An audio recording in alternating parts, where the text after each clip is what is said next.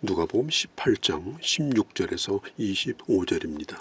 등불을 켜서 평상 아래 두거나 그릇을 덮어두지 아니하고 빛을 잘 드러내도록 해야 합니다. 빛은 모든 어둠을 이기고 자기 존재를 기어이 드러냅니다. 마찬가지로 하나님께서 자신의 말씀을 영원히 감추지 아니하시고 반드시 드러내십니다. 이 등불은 바로 예수 그리스도의 복음을 의미합니다. 하나님의 말씀 베드로서 1장 19절 21절에 보면 또 우리에게 더 확실한 예언이 있어 어두운 데를 비추는 등불과 같으니 날이 새어 샛별이 너의 마음에 떠오르기까지 너희가 이것을 주의하는 것이 옳으니라. 먼저 알 것은 성경의 모든 예언은 사사로이 풀 것이 아니니 예언은 언제든지 사람의 뜻으로 된 것이 아니요 오직 성령의 감동을 받은 사람들이 하나님께 받아 말한 것이라고 했습니다. 등불을 켜는 사람은 진리의 말씀을 이 세상에 선포하는 사람들입니다. 세례 요한이 그러했습니다. 하나님이 세우신 선지자가 그러했습니다. 예수님은 참 빛이 되셨습니다. 복음을 전하는 사람은 높은 곳에서 등불을 켜듯 하나님의 진리의 비밀을 밝히 드러내도록 온 힘을 기울여야 하는 것입니다. 그래서 어둠 속에 감추는 것을 드러내고 빛 가운데로 인도해야 하는 것입니다. 복음을 전하지 않고도 누군가가 씨를 뿌려주어 저절로 싹이 날 것이라고 기대하면 안 됩니다. 씨는 계속해서 뿌려져야 합니다. 계속해서 싹이 나야 합니다. 계속해서 열매를 맺어야 합니다. 조심하지 아니하고 아무데나 갖다 뿌려도 안 됩니다. 가시밭에 뿌리고 길밭에 뿌리면 열매는 점점 줄어듭니다. 받은 은혜까지 다 빼앗기고 맙니다. 그러므로 우리는 말씀을 들을 때 언제나 옥토와 같은 마음처럼 되어서 주의 깊게 듣는 습관을 길러야 합니다. 하나님의 은혜 위에 은혜를 더 받는 길로 나가야 합니다.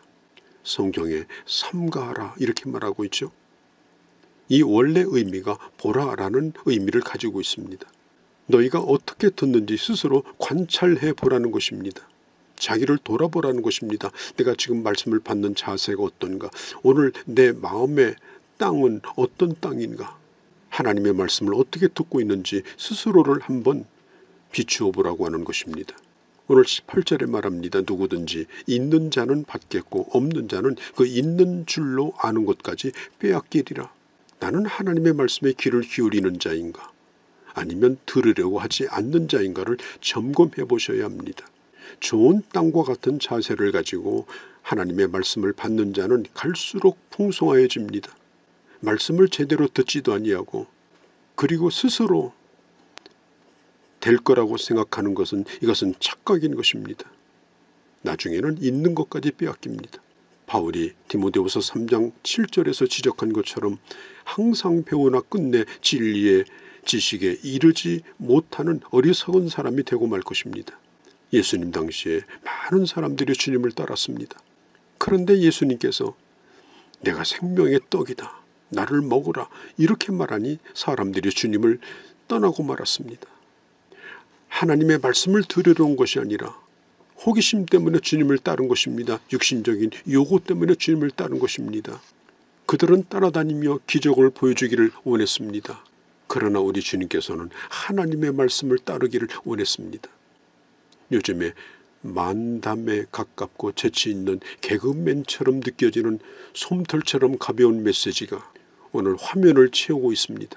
눈을 감고 들으면 목사의 말인지 중의 말인지 신부의 말인지 도무지 알아낼 길이 없는 그런 시대를 살고 있습니다.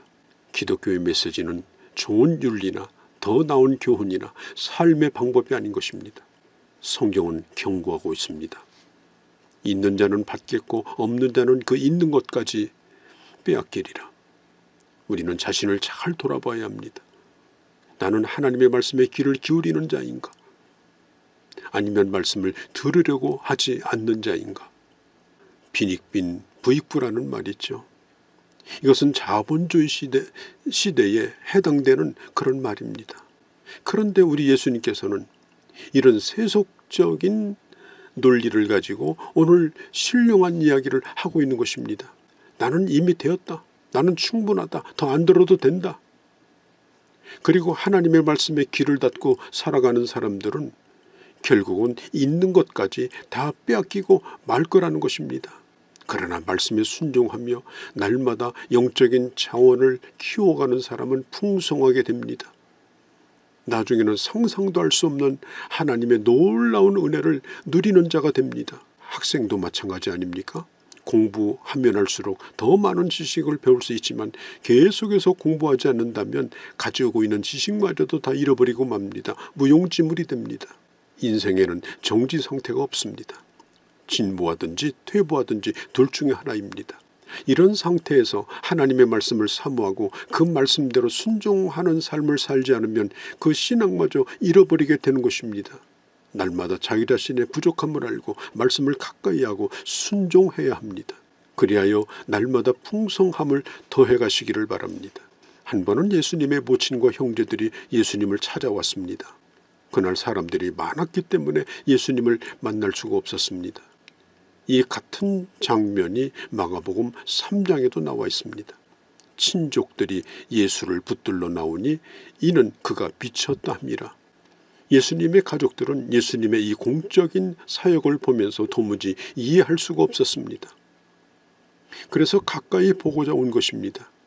그때 예수님께서 그 가족들을 만나주지 아니하시고 간접적으로 말씀하십니다. 하나님의 나라의 가족은 말씀을 듣고 행하는 사람이다.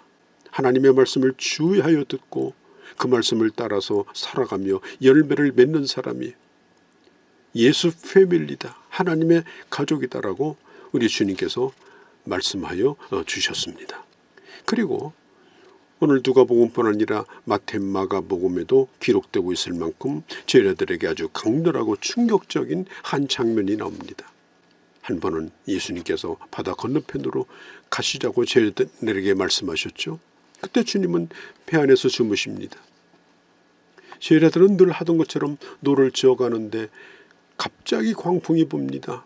갈릴리 호수는 해발 마이너스 200m 정도 되는 낮은 곳에 위치하고 있습니다. 사방이 병풍처럼 막혀 있습니다. 딱 한 군데 북서쪽 한 부분만 뚫려 있습니다. 육지로 친다면 분지 형태입니다. 비바람이 몰고 오는 북서풍이 불면 북서쪽에 뚫려 있는 곳으로 강하게 바람이 불어갑니다. 이때는 얼마나 강한지 지금도 이스라엘에 가면 갈릴리 호수 서쪽 해안 주차장에는 운전자들에게 바람이 세게 불 때는 주의할 것을 경고하는 표지판이 지금도 있습니다. 그러니 2000년 전에 그 시대에는 얼마나 열악했습니까? 그런데 제자들이 배를 타고 갈 때 그 호수 한가운데서 이런 풍랑이 오게 된 것입니다. 이것이 바로 우리가 예측할 수 없는 오늘 우리의 삶의 현장이 아닙니까? 제자들이 다급하게 주님을 반복하여 부릅니다. 우리도 세상을 살면서 이런 어려움을 만납니다. 성도일지라도 땅에 사는 동안에 어려운 일을 보게 됩니다. 빌립보서 2장 29절에 보면 그리스도를 위하여 너희에게 주신 것은 다만 그를 믿을 뿐 아니라 그를 위하여 고난도 받는 것이라고 말씀했죠. 제자들이 주무시는 주님을 깨우자 말씀으로 바람과 파도를 향하여 명하시니 일순간 잠잠해집니다. 제자들은 예수님이 도대체 누구인가? 라고 물으며 놀랍니다. 그때 예수님께서 딱 한마디만 말씀하십니다. 너의 믿음이 어디 있었지? 너의 믿음이 어디 있니? 인생의 위기를 맞을 때 우리의 믿음이 인정받을 때입니다. 우리의 믿음이 쓰여질 때입니다. 우리의 믿음이 검증받을 때입니다. 우리의 믿음의 수준이 드러날 때입니다. 너무 힘이 들어서 곧 파손할 것 같은 위기를 만날 때에 그때의 믿음을 보여주라고 주님께서 요구하시는 것입니다. 우리에게 닥치는 광풍은 우리의 영적 힘을, 영적 근육을 키우는 그런 전지 훈련과 같은 것입니다. 우리의 믿음이 겨자씨만큼만 있어도 감당할 수 있는 힘을 주겠다고 약속하셨습니다. 적은 것에 순종하다 보면 점점 큰 것도 감당하게 되어집니다. 하나님께서 우리에게 주시는 믿음은 장식품이 아니라 삶의 현장에서 그 능력으로 역사하는 그런 믿음이어야 합니다. 있는 자에게는 더 있게 하시는 하나님의 은혜가 날마다 여러분들에게 쌓여가며 하나님의 놀라운 역사가 여러분들 가운데 30배, 60배, 100배로 나타나는 그런 주의 사람들이 되어주시기를 바랍니다.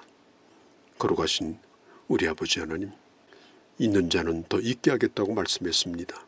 저희들 날마다 은혜 위에 은혜를 더 받게 하여 주옵소서. 그리고 우리의 삶 가운데 어떤 현장을 만난다 하더라도 그때 믿음을 써서 넉넉히 믿음으로 이길 수 있음을 경험하게 하시고 우리의 믿음의 힘이 더 단단해지고 큰 하나님의 사람으로 인정받는 저희가 되도록 은혜 베풀어 주시옵소서. 예수님의 이름으로 기도하옵나이다. 아멘.